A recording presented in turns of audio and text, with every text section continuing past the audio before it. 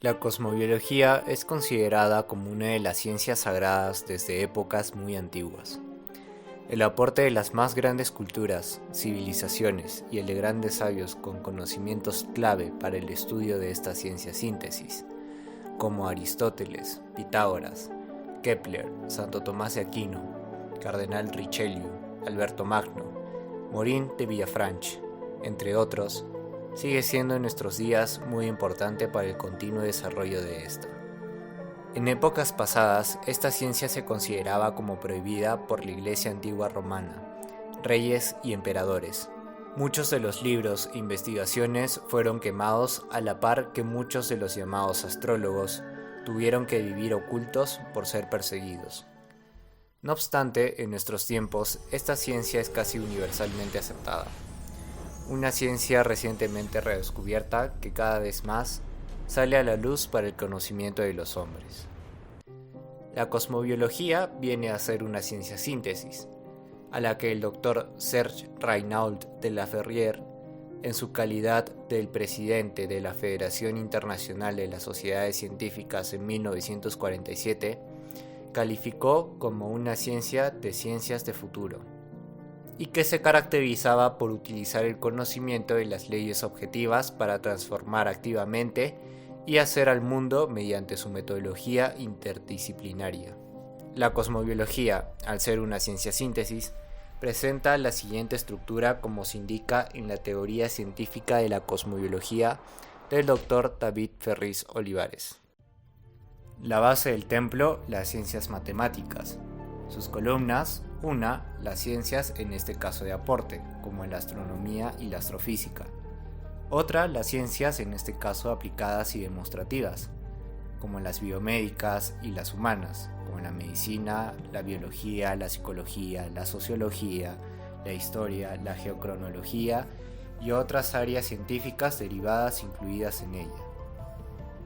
El frontispicio, la investigación teórica y práctica, y la función social. Muchos confunden la cosmobiología con la astrología. Lo cierto es que el término astrología es colocado a menudo con todos los vocablos que caracterizan las teorías de las diversas supersticiones vagas. Muy numerosos son los investigadores serios que han querido reajustar esta terminología, que ha sido tan escarnizada por la gran explotación de la credulidad humana en uso en todos los tiempos por charlatanes poco escrupulosos. Así se ha propuesto las palabras antropología cósmica, cosmobionomía, metaastronomía, astrobiología y cosmobiología, como títulos más en relación con nuestra época en la cual la astrología ha retomado su puesto de ciencia, empleada seriamente por verdaderos sabios y aceptada por la élite intelectual. Este último término de cosmobiología es actualmente la más aceptada para referirse a esta ciencia síntesis. Los 12 signos del zodiaco: Aries, Tauro, Géminis, Cáncer, Leo, Virgo, Libra, Escorpio, Sagitario, Capricornio, Acuario, Piscis, no son los únicos elementos que constituyen la base de las deducciones psico-cosmobiológicas. Sería inadmisible considerar a los seres según 12 nacionalidades zodiacales. Decir yo soy de tal signo viene a ser lo mismo que decir yo soy de tal país, pero en fin, ser Aries, ser Taurus, ser Géminis define tan poco como anunciar yo soy alemán, yo soy español o yo soy americano. Resulta también primordial comprender que si el Sol no es lo único que está en juego en la determinación horoscópica y que si el conjunto del cielo varía de minuto a minuto, los otros puntos planetarios deben ser buscados en la misma forma en su colocación exacta. Así, dos personas del mismo día, con el Sol en el mismo lugar zodiacal, tendrán en su tema a Mercurio o Venus diferentemente situados. Y siendo nacidos en el mismo lugar, es preciso tener en cuenta que la Luna progresa 14 grados en una jornada, lo cual, ya sobre algunas horas de diferencia en el nacimiento de los seres, los predispone de una manera totalmente diferente a las mismas características. Los puntos planetarios son un poco nuestros maestros. Ellos no se imponen, ellos predisponen. La cosmobiología no implica un destino ineluctable.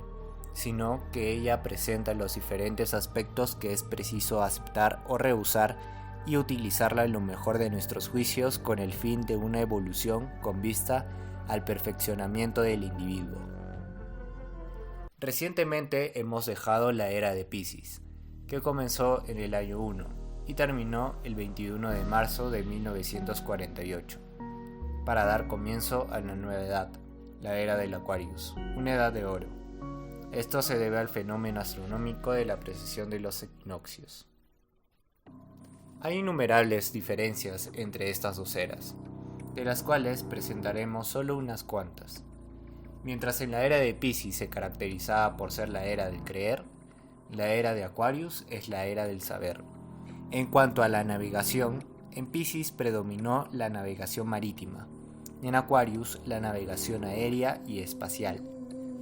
En cuanto a las construcciones, en la era de Piscis se podía ver ventanas reducidas, lo que hacía que entre poca luz, y construcciones con muros gruesos y altos. En cambio, en la actual era, las ventanas son amplias y cada vez más las paredes permiten el ingreso de la luz.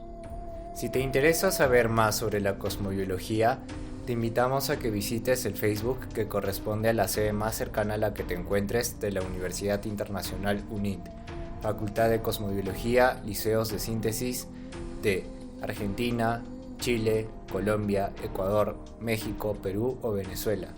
Algunos de estos países tendrán más de una sede.